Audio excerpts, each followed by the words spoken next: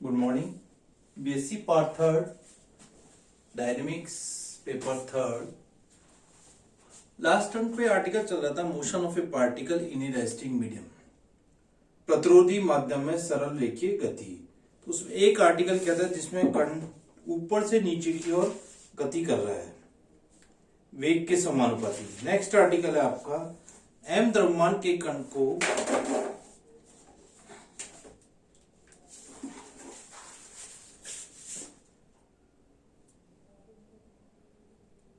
Important है ये भी आर्टिकल आपका।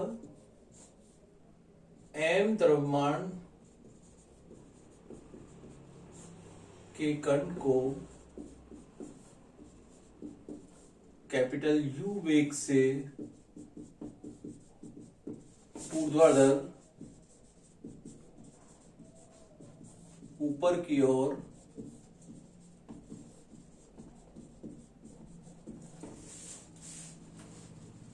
ऐसे माध्यम में फेंका जाता है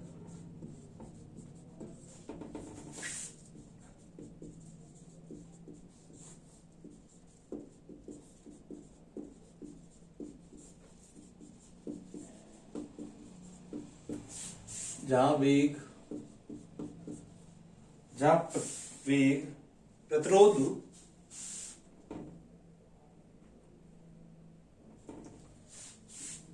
प्रतिरोध वेग के समानुपाती है।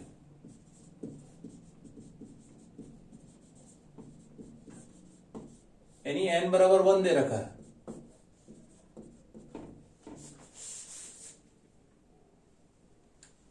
गुरुत्वाकर्षण के अधीन कण की गति की विवेचना कीजिए। गुरुत्वाकर्षण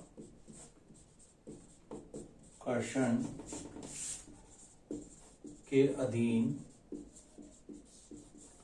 कण की गति की विवेचना कीजिए।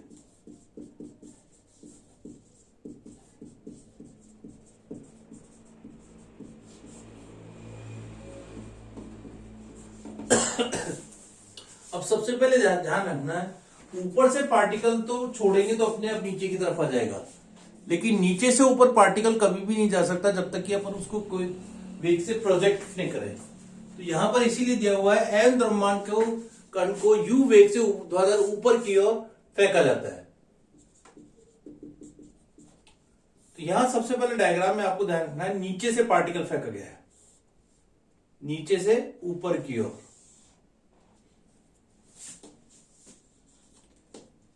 कण की गति कैसे है? नीचे से ऊपर की ओर। यहां लिखते हैं कण की गति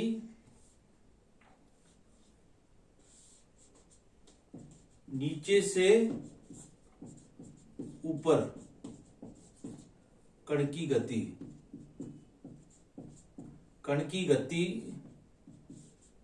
नीचे से ऊपर की ओर। तो सबसे पहले तो mg किधर आएगा? गति ऊपर की ओर है तो mg तो किधर होता है? हमेशा नीचे की तरफ। mx डबल डॉट किधर पॉजिटिव होगा? x के बढ़ने की दिशा में। किसी समय t पर कण की स्थिति p है जहां OP इक्वल टू मान लेते हैं x है। माना कण को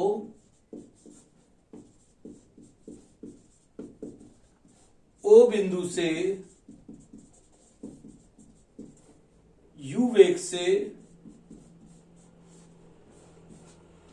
से ऊपर की ओर फेंका गया।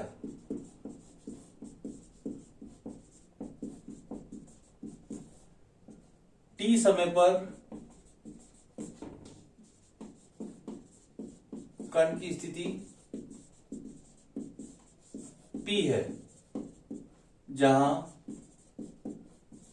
OP इक्वल टू आपको दे रखा है x। कण पर कार्यशील बल,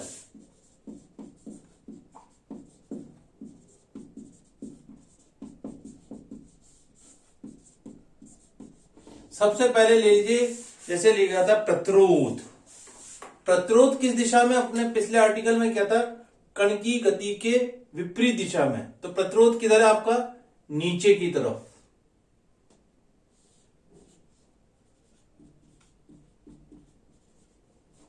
R आर किधर है? नीचे की तरफ।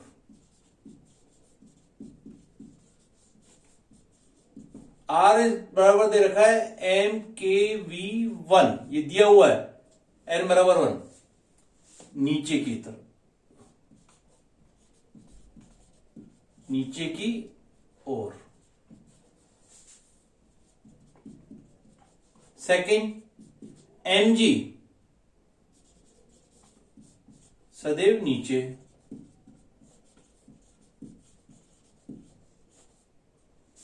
और मेन है कण की गति। कण की गति किस दिशा में पॉजिटिव है? ऊपर की ओर, x के बढ़ने की दिशा में। तो हमेशा x के बढ़ने की दिशा में अपन पॉजिटिव लेते हैं, और कण की गति का समीकरण भी mx डबल डॉट के बराबर लिखते हैं।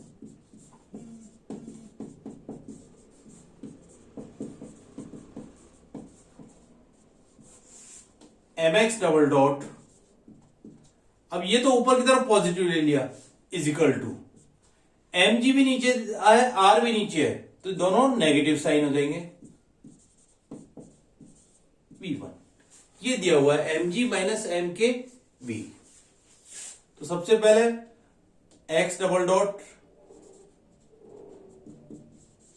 g माइनस kv,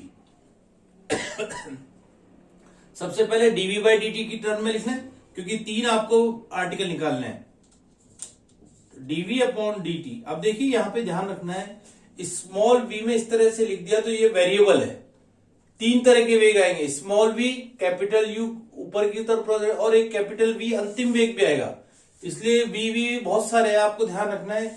ये स्मॉल v इस तरह से बना हुआ है तो ये वेरिएबल है, माइनस का g माइनस का k v।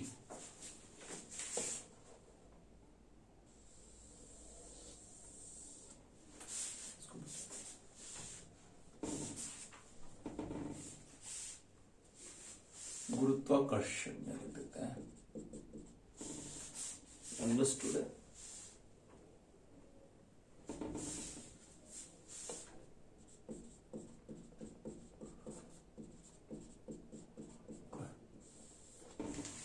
तो सबसे पहले लिखा dv अपॉन dt बराबर हो गया माइनस का g प्लस का kv। अब आपको इंटीग्रल करना है, सिंपल मेथड है, सेपरेशन ऑफ वेरिएबल ले लीजिए, यानी dv अपॉन g प्लस के वी इज इक्वल टू हो गया dt। इंटीग्रल कर दीजिए, वही v वेरिएबल है, आपको ध्यान रखना है, dv अपॉन जी प्लस के वी विद dt, और एक नेगेटिव साइन हो रहेगा, उसको आप यहां ले लीजिए, इधर भी ले सकते हैं, इधर भी ले सकते हैं, उसको कोई फर्क पड़ेगा। इंटीग्रल कर ले तो सिंपल इसका तो इंटीग्रल आ रहा है, माइनस का 1 upon k log of g plus के वी। देख रहे हो 1 अपॉन के क्यों लिया? क्योंकि इसका कोफिशिएंट आ रहा है, माइनस का 1 upon k log g plus के v is equal to t plus constant पहला आ गया c1। अब सबसे पहले कांस्टेंट की वैल्यू कहां से निकालनी है आपको, ये इसको थोड़ा सा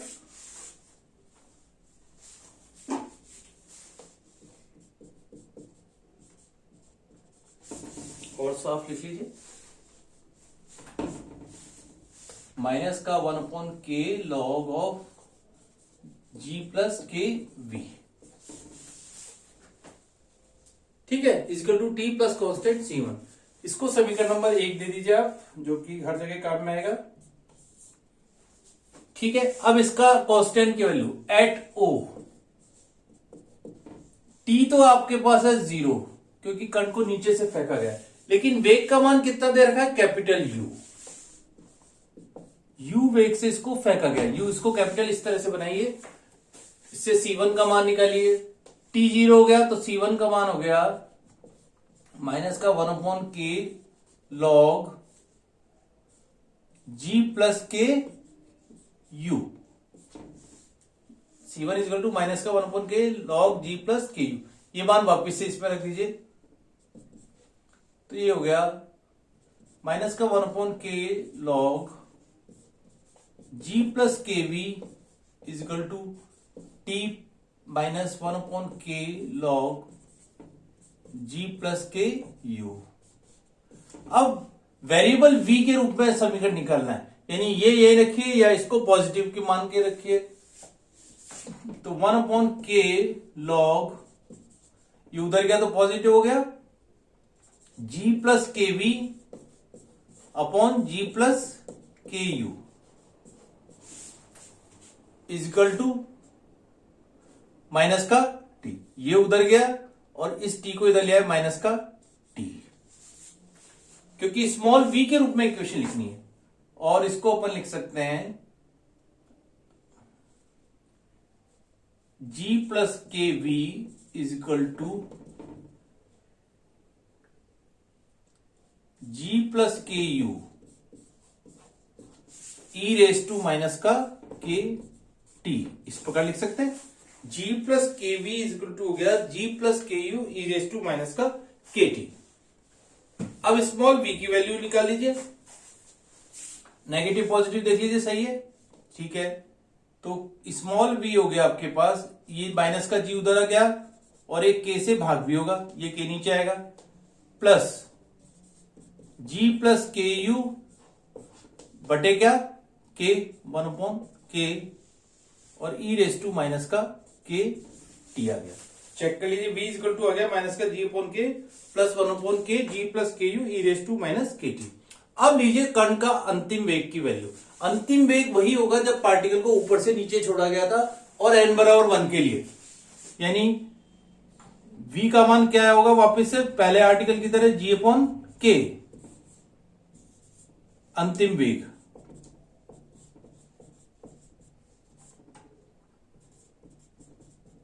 ये रख दीजिए यहां पे, v इक्वल टू हो गया माइनस का v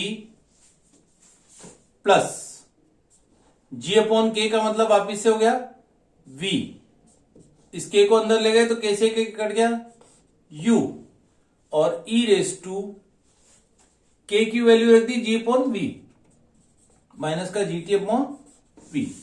तो v इक्वल टू आ गया small v equal to minus का v plus u plus v e raise to minus का जी टी अपॉन v। इसको समीकरण नंबर 2 दे दीजिए। अब देखिए ये v और t में रिलेशन आ गया है, इससे x और t में रिलेशन, ये देखिए ध्यान रखना है, अगेन v वेरिएबल है, ये अंतिम वेग है और u आपका प्रोजेक्ट वेलोसिटी है, इस वेग से ऊपर फेंका गया है। तो इस v को लिख सकते हैं dx अपॉन dt।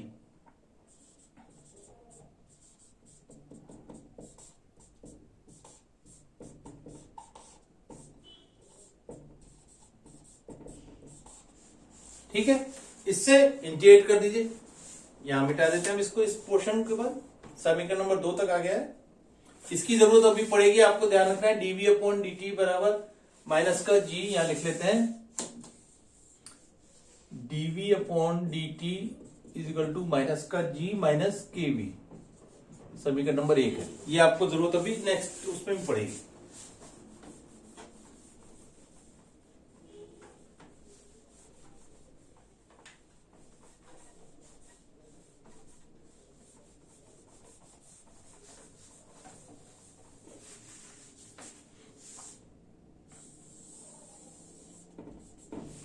अब देखिए इंटीग्रल कर सकते हैं डायरेक्ट, क्योंकि x इधर कांस्टेंट है, समाकलन करने पर x इक्वल टू माइनस का v इंटू टी, इंटीग्रल किससे रेस्पेक्ट है, t के रेस्पेक्ट, और v प्लस यू कांस्टेंट है, e रेस टू माइनस का g t upon v with negative sign आएगा और g अपॉन v से भाग भी जाएगा, यानी v अपॉन जी प्लस कांस्टेंट दूसरा ले लिया c2। तो x इक्वल टू हो गया माइनस का वी टी माइनस का v upon g v plus u E raise to minus का g t upon v।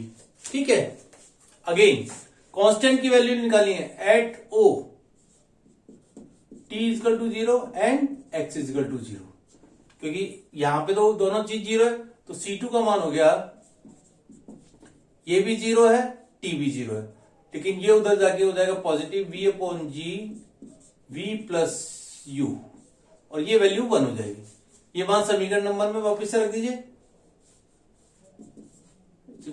x equal to minus का वी टी माइनस का v upon g v plus u E raise to minus का g t upon v और c2 का मान है plus का v upon g v plus you.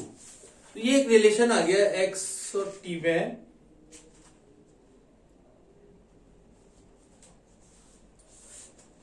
x equal to आ गया माइनस का vt प्लस v अपॉन जी। अच्छा, इन दोनों में से एक चीज कॉमन देख रहे हो, v अपॉन जी सब चीज कॉमन लीजिए, प्लस का v अपॉन जी और यहां से आ गया v प्लस यू,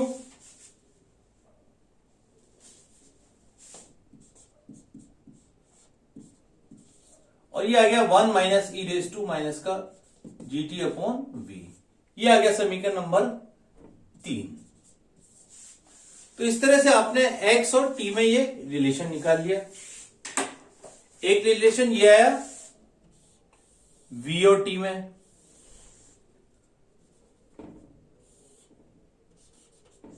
दूसरा रिलेशन ये आया आपके पास x और t में। अब एक रिलेशन और निकालना है, वो कैसे निकालेंगे? पहले रिलेशन को यूज लेके dv अपॉन dt को आप लिख सकते हैं v dv by dx। dv upon dt को लिख सकते हैं v dv बाय dx, उससे v और x में एक रिलेशन निकलेगा। पुनः समीकरण 1 से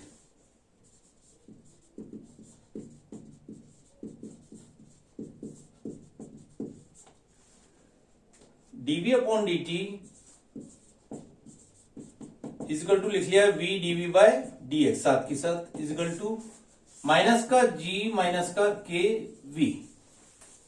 इसको लिख सकते हैं v dv upon separation of variable g plus k v, और माइनस का यहां dx रह गया। इंटीग्रल कर सकते हैं, separation of variable v dv कर लिया और dx को इधर ले लिया। माइनस को चाहे तो इधर ले ले, जैसे आपके दिया हुआ है, तो माइनस को आप यहां ले सकते हैं। अब इसका इंटीग्रल करने के लिए आपको ध्यान रखना है v dv दिया हुआ है, एक k से गुणा करेंगे, एक k से भाग देंगे सबसे पहले, फिर एक g जोड़ देंगे और एक g घटा देंगे। तो सबसे पहले माइनस का 1 अपॉन k v हो गया, ठीक है, और dv को तो बाहर रख लिया। अब एक g जोड़ दिया और एक g को घटा दिया। इस तरह से लिख सकते हैं। क्या करा? सबसे पहले एक k से गुणा किया, एक k से भाग दिया, एक g को जोड़ दिया, एक g को घटा दिया। अब इसका आ जाइए यहां से नेक्स्ट इंटीग्रल, इसको मिटा लेते हैं।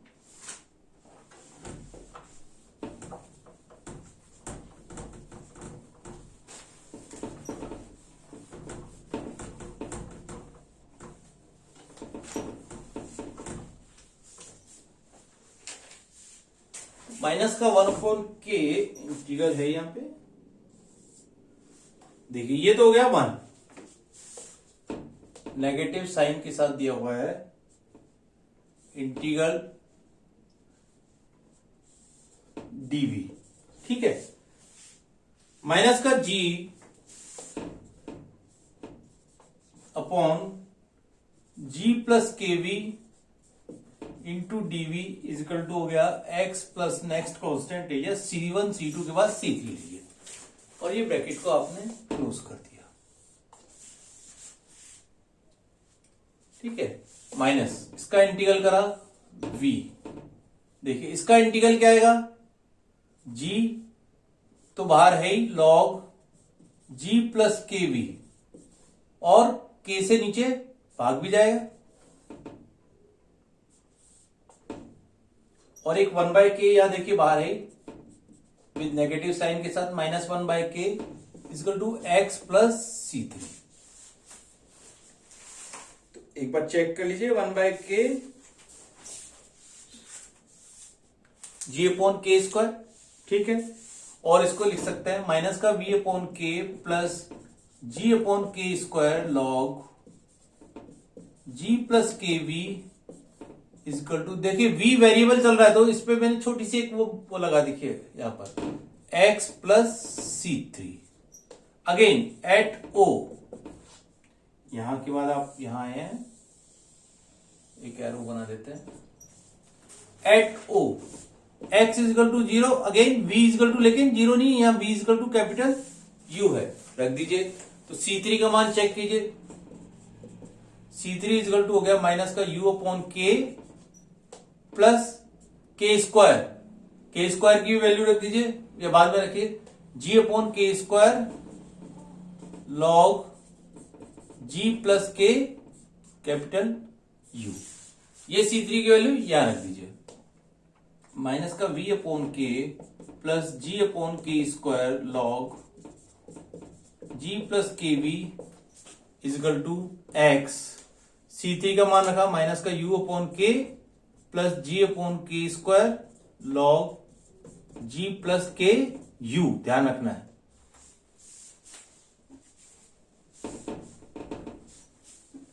माइनस का U upon k plus g upon k square log g plus के यू, कैपिटल यू है। ठीक है, अब जो जो कॉमन जा रहा है आप इसी को x और इसको रिलेशन को v और x के रूप में लिखना है आपको। तो x बराबर लिख सकते हैं x इजकल टू, इसको सारे को यहां लिया है, यानी u पॉजिटिव हो गया, u minus v 1/k u minus v, और ये भी इधर चला गया, plus g upon k square log g plus के वी पॉजिटिव है, और ये उधर जाएगा तो नीचे भी लिख सकते हैं डायरेक्ट इस तरह से। अब अगेन आप k का मान रख दीजिए, अंतिम वेग अभी तक यूज नहीं हुआ इस आर्टिकल में भी। अंतिम वेग क्या है, यहां पे देखिए अंतिम वेग कितना दिया हुआ है, g अपॉन के, यहां रख दीजिए, k की वैल्यू रख दी आपने g अपॉन वी, यानी v अपॉन जी u minus V variable plus K square की वैल्यू रख दी आपने G upon G square upon V square, यानी वी स्क्वायर अपॉन जी, एक कट जाएगा लॉग, यहां से k कॉमन ले लिए, k कॉमन लेते ही क्या हुआ g अपॉन के की वैल्यू होगी v plus v upon v plus capital u। तो इस तरह से समीकरण नंबर आई आपकी 4 x और v में, एक रिलेशन ये आया x और v में, इसको चेक कर लीजिए। x इक्वल टू हो गया v square upon g log v plus v upon v plus u plus v upon जी u माइनस v। अब पर जब पार्टिकल को नीचे से ऊपर की ओर फेंका गया तो ध्यान रखना है किसी स्थिति में जाके उसका वेग का मान शून्य होगा, यानी उस समय उसकी स्थिति मैक्सिमम हाइट होगी, यानी यहां x और v में v अधिकतम ऊंचाई, उड़न अधिकतम ऊंचाई को कहते हैं मैक्सिमम हाइट। अधिकतम ऊंचाई पर v इक्वल टू हो गया 0 और x इक्वल टू h रख दीजिए, तो h का मान आ जाएगा, डायरेक्ट लिख देते हैं h का मान, स्मॉल v 0 हो गया तो ये 0 हो गया, यानी uv अपॉन जी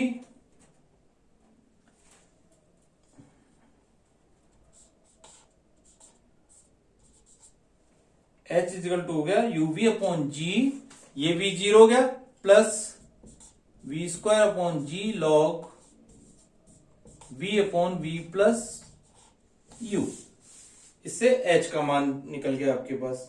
इसी पर आप अधिकतम v और t में रिलेशन जो आपका सेकंड था उसमें क्या कहेंगे, आप वेग का मान 0 कर दीजिए, उससे टाइम ऑफ फ्लाइट आ जाएगा v और t में, v इक्वल टू 0 कर दीजिए और small t equal to capital T, यहां पे ये लिख लेते हैं अधिकतम ऊंचाई।